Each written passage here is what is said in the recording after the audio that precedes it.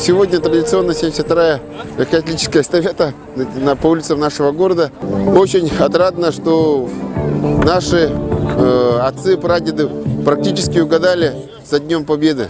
Первые эстафеты они проводились 2 этапа, когда спортсмен первый этап пробегал, а потом уже только начинал, потом дальше на велосипеде начинал тоже соревноваться. И в этом году на призы главы городского округа города Якутска Александра Сергеевича после более полувекового перерыва у нас состоялись велогонки.